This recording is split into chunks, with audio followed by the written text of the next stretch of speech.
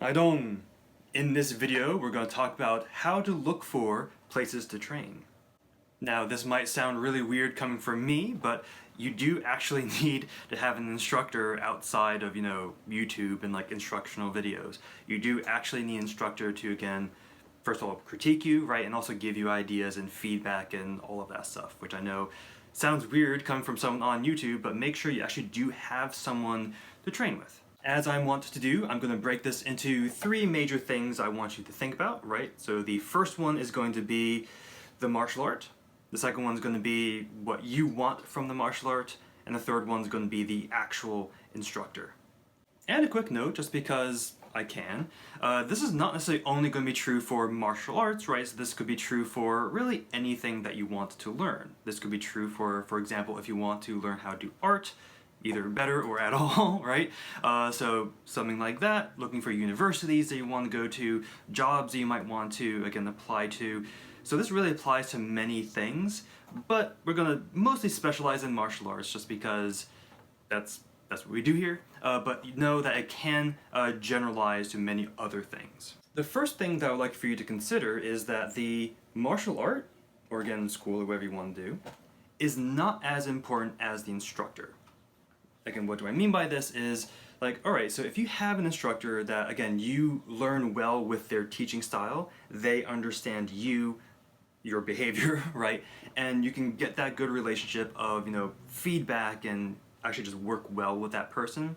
That relationship is going to be so much more important than whatever martial art you're doing. Especially like if martial arts are a little bit more vague, right? So for example, if you have a really good karate instructor, although you came from a taekwondo background, for example, right? So like that is going to be pretty minor, right? Like, all right, so you're just going to, punch a little bit more than you kick, etc., etc. That's oversimplification, but you get the idea. But by having that good relationship, you will get a lot more out of your training than by doing a specific martial art, even if that's something that you've already trained with. Now, can you still train the martial art with a bad instructor, or at least an instructor that you don't work well with? There is a difference between those two. A bad instructor just cannot teach. An instructor that you don't really get along with, you can still learn from, but it's going to be mutually just not helpful. So for example, there was a martial art that I wanted to train with, and this was like the thing I had in mind. I want to do this martial art. So when I found an instructor, the instructor is, was very, very knowledgeable, had so many ideas that I still currently use, that I really feasted on, I really wanted to digest, but we just didn't get on.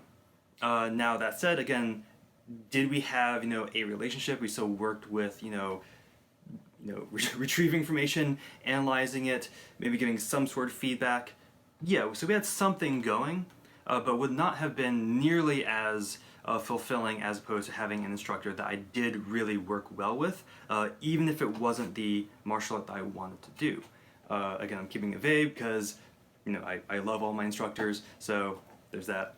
But yeah, so keep that in mind. Again, that relationship is going to be a lot more important than the individual martial art that you want to train with. And this might even take you down paths you didn't initially think you were going to do.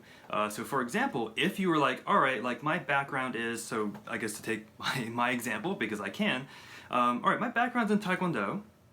All right, so my instructor wants me to do sword. Like, all right, not really my thing, right? Like I was really like into like using the bow staff. I really wanted to do, shoulder rolls and, do all the, nice applications of bow, except my knee blew out, but this is a whole different story.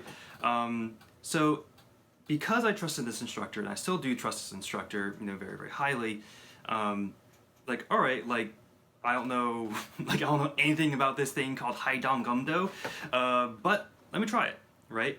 And here we are, right?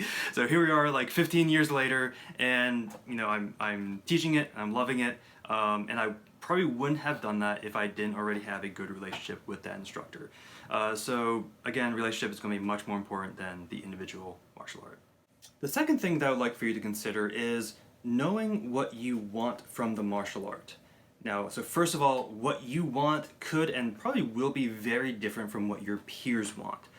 So for example, if you have some experience, you might know what you want. For example, you might want meditation, right? So you might want something that's working more on like energy flow, like energy sources and stuff like that, and just learning how to clear your mind. Absolutely, right? So there are obviously martial arts that do that, that are a lot more meditative as opposed to like just punchy. So if you know that's exactly what you want, cool, right? So then look for those instructors.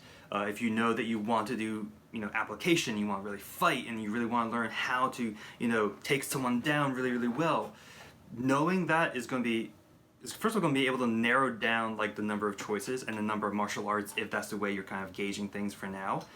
Cool. Or again, if you want to just simply have a place to exercise, right? Like you really care about technique, you just want to do get sweaty and kind of like get in shape or whatever you might want.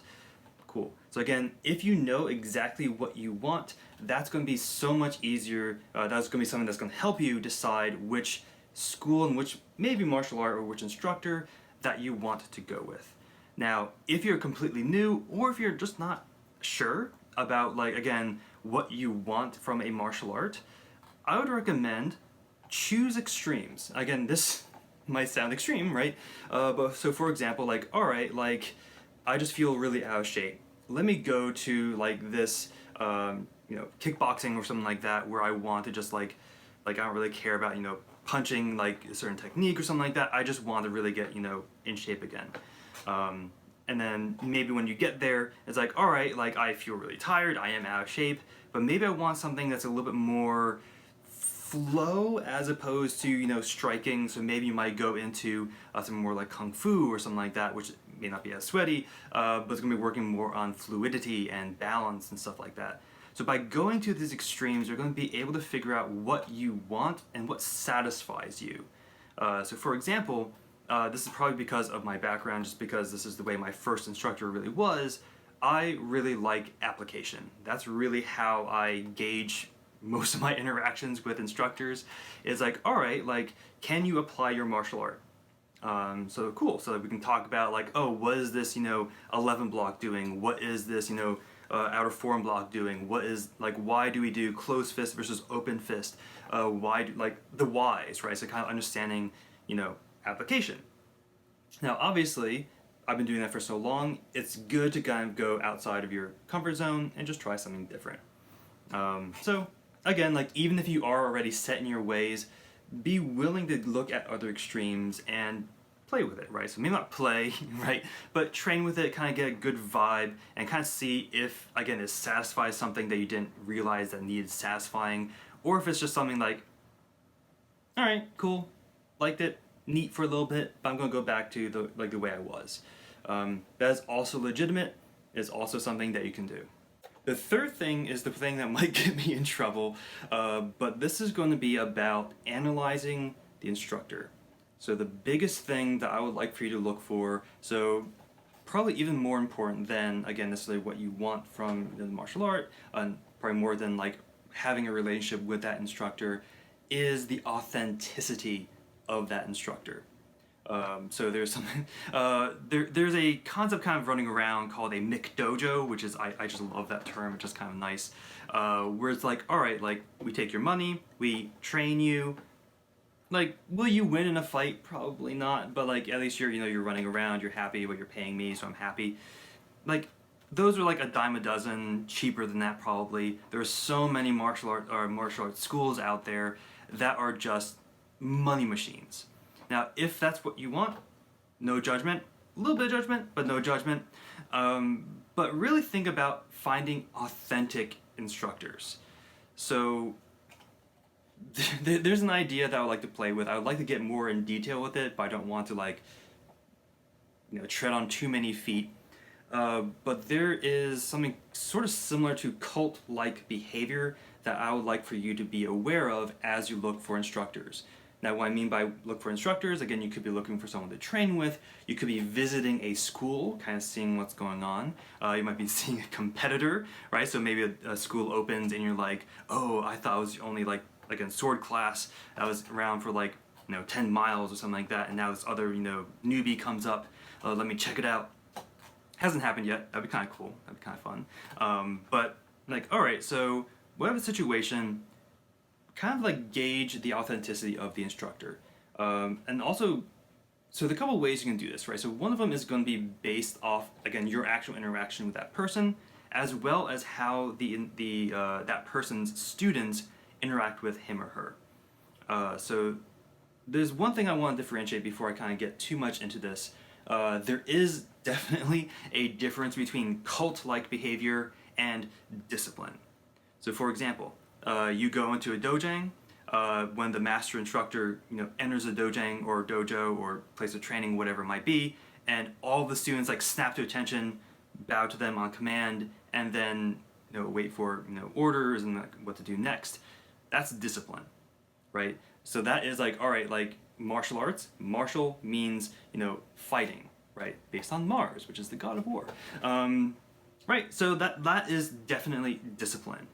If someone is doing application and the person receiving like the blows or receiving the thing that's being taught stays rigid or stays like as the punch is going in, they don't like flee or anything like that, that's discipline, right? So that's staying in place while you're receiving the application, right? These are supposed to be round kicks, not like slaps, but that's the idea. But something like if an instructor is doing application and the student is doing something irrational to make that instructor look good, that's cult-like behavior. So be very aware of, like, especially when the instructor is particularly applying stuff, right? If the person who is receiving the technique is acting irrationally or they're overreacting, probably, like, at that point, I would probably step away and I would just, like, turn away and, like, all right, like, not worth my time, right? But, again, like, this does sometimes take a little bit of a little bit of time to kind of, like, figure out what is acting and what is application. Now, what do I mean by application? This could be something, again, completely different. So, when you look for a school that you want to either join or just kind of understand what they're all about, the biggest thing that I would like for you to think about, on top of, again, inauthenticity of either the students or the instructor, is if they apply. Now, application does not merely mean, oh, I give you a punch, this is how you, again, get out of it, this is how you counter. That's not the only thing.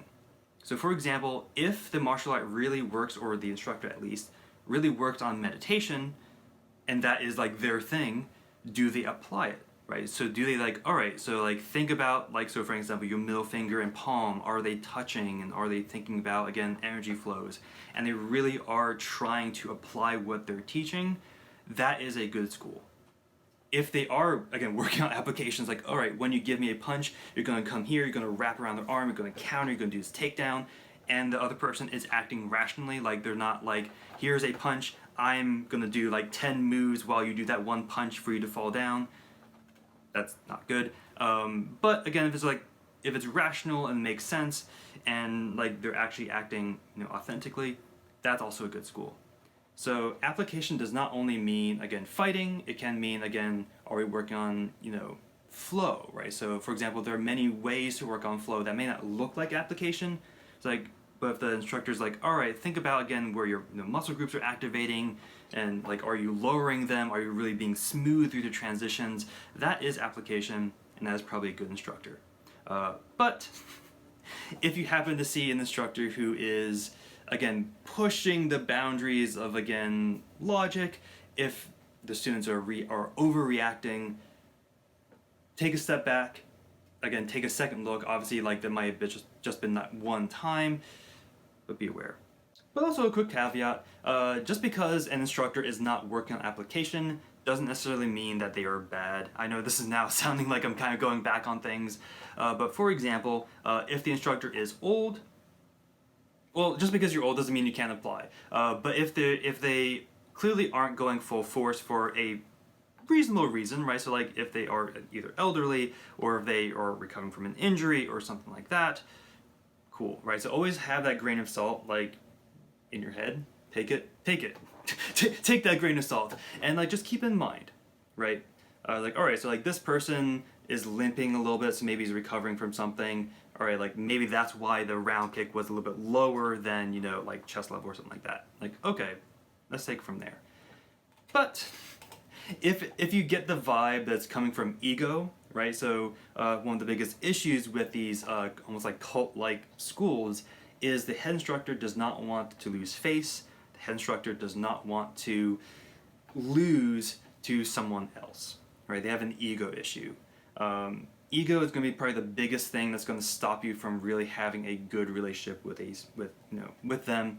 So if you get the vibe that they're being egotistical, probably back away from it. You know, just be like, all right, like thank you for meeting me. You know, like if I'm interested, I'll be in touch. Or you can be a little more straightforward and be like, you know, thank you for showing me around. This place isn't for me, but thank you for showing me. You know, always be courteous, right? Don't go in like, oh, you guys don't fight, and just leave. Right? Don't do that. But yeah, so keep those things in mind as you look for, again, an authentic instructor. So to recap, again, things to keep in mind as you're looking for new places to train, especially with COVID restrictions being lifted, right? But be particularly careful, again, look for laws and all that kind of stuff. But again, the actual instructor is going to be more important than actually the individual martial art, especially if you're willing to start over, right? So for example, if you got like, you know, senior red belt or something in Taekwondo, but you want to join, you know, Kung Fu or something like that, don't insist on keeping your rank because that's not the same thing. So just always be aware, like if you're willing to start over with this new instructor, that's actually going to be a lot more fulfilling for you. Also know, again, what you want from, again, martial arts, right? So again, every single person has a slightly different want, slightly different thing they want satisfied. So figure that out, right? So now what you can do is potentially as a happy medium, so you don't, you know, spend the monies. You know, look at YouTube videos and like, all right, let me try this guided meditation. Is that for me? Like, oh, I can't sit still for that long. I can maybe get into it, but it's not really satisfying me. Oh, let me try like this quick kickboxing routine. Oh, that's really cool. Like, I really like having that, you know, elevated heart rate and like just being able to punch something after all these years being inside. Like, cool, let me find local, you know, kickboxing places. Let me in fact find 5 and just see which, like, let me just visit them, see what I'm seeing. And while you're visiting those places, again, check for the authenticity of the instructor and the students. Now, you can usually gauge pretty well from the students how authentic the instructor is. So if they're very, very dedicated, that's discipline. If they, again, act rationally, I know I keep using that word, that's the best word I can think of. If they act rationally when they're being interacted with, and everything seems to make sense, right? So again, one punch here, and this person doesn't do like 10 individual moves to take them down. It's just 1, 2, cool, right? So keep those 3 things in mind as you take a look for schools. Now again, this also works for non-martial arts, right? So for example, if you, I know I'm bringing this up again, but like if you want to learn art, for example, like, all right, like I really want to learn like how to do this from like someone I really understand how to perceive the world. So let me find an artist that describes the way, you know, shapes are in the world, for example, when you want to draw them. Let me find maybe a school or something like that that can maybe like sit down, actually learn the techniques, have like the stuff on hand. So like really you can use all these things to, you know, always learn something. So I guess with that, make sure you stay safe, stay humble, and keep learning and keep training. Haidong!